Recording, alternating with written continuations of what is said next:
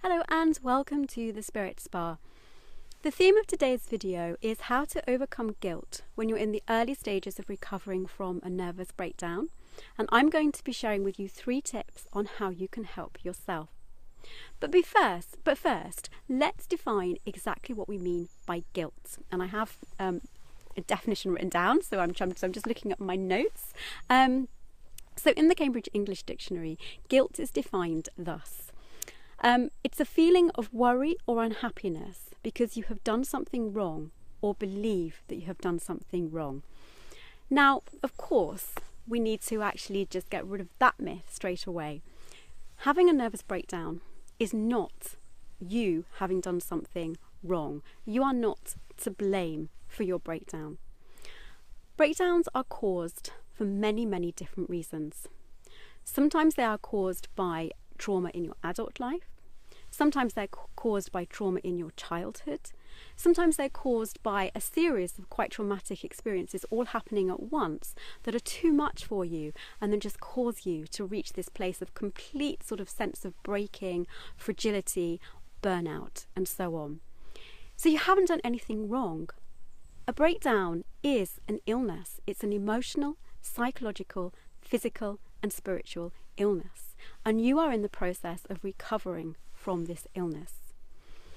So let's move on to my 3 tips to help you try and rid yourself of the feeling of guilt, because of course it's quite natural to feel guilty, because when we have a breakdown we become what we think is a burden on other people.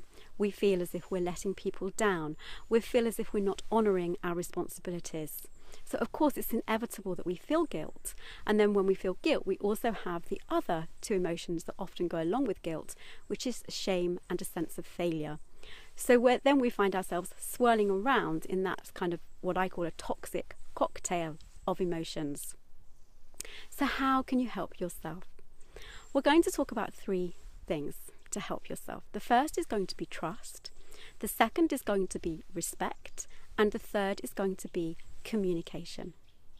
So let's talk about trust first. What do I mean by that?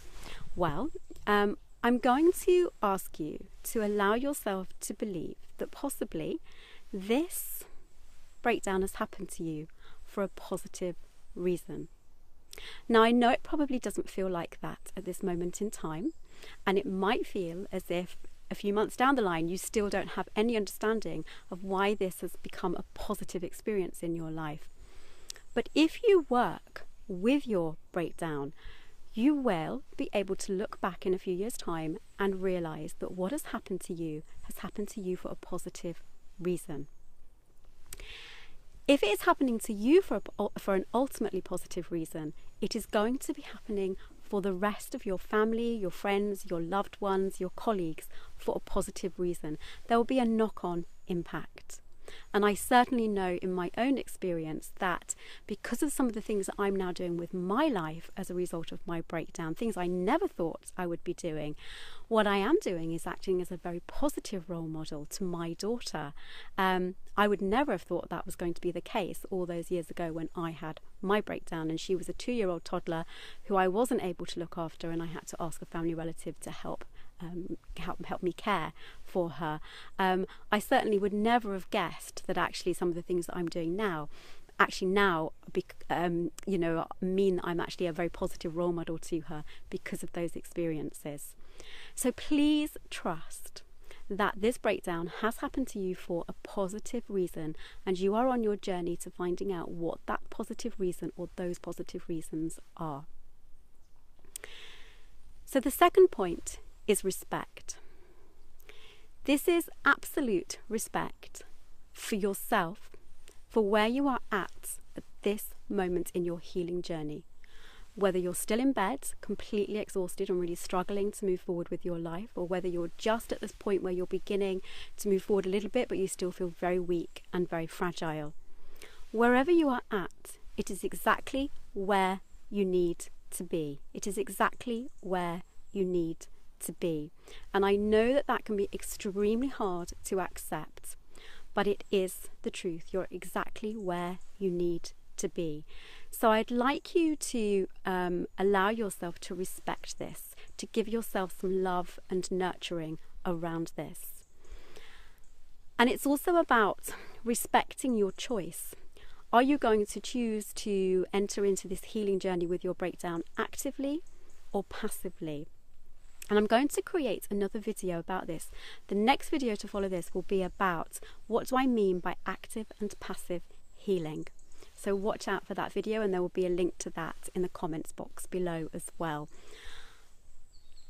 But it's about a decision. Are you going to be an active or passive healer in this particular journey? But at the moment, I want you to respect that you're exactly where you need to be. Now, the final point is communication.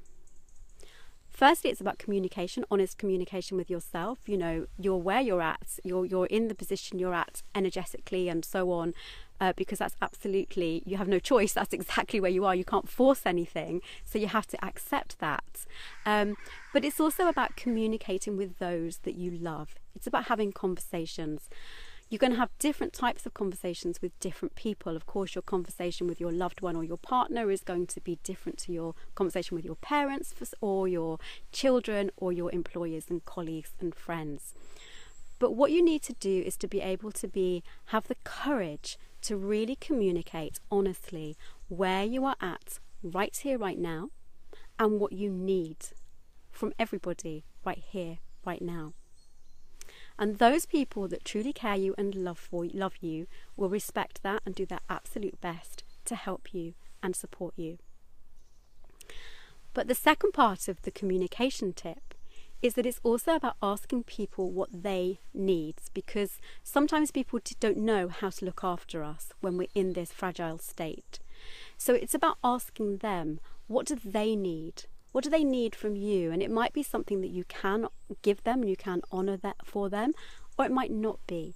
But ask people, what is it that you need from me? If you have children, explain to them how you're feeling and explain to them that you're on the process of healing and that you're finding your way with it, and you'll be very honest with them at each stage of the journey about what you're doing, because as long as they know that you are doing something to help yourself, then they will, they'll be able to accept that.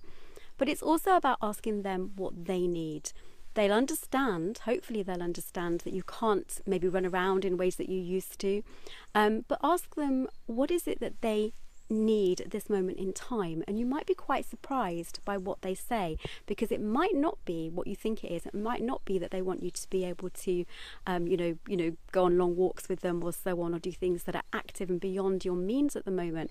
It might be that they just want to have this honest communication. It might be that they just want to have some time with you. It might be that they just want to come and sit on your bed and do their homework, for example. Nothing nothing too much. But unless you ask, then you will never know. And unless you actually ask yourself what you need as well and communicate that clearly, then people won't know, and that's where the misunderstandings and frustrations can come in. So they're my 3 tips. Allow yourself to trust that you're exactly where you need to be. Give yourself the respect to honour the healing journey and what you need for your healing journey at this moment in time, and take time to really communicate with yourself what you need most at this moment in time, and to ask others what they need from you. So I hope that helps. If you have any questions, please don't hesitate to email them to me at karenpackwood@gmail.com, or leave them in the comments box below, and that can be in relation to guilt or any other aspects of healing from your nervous breakdown. If you like the video, please like it. If you'd like to subscribe to my channel, please hit the subscribe button. But I'm Karen Packwood. This is the Spirit Spa, dedicated to supporting you in the early stages of recovery from a nervous breakdown. And I'm sending you much love today. Take care. Bye-bye.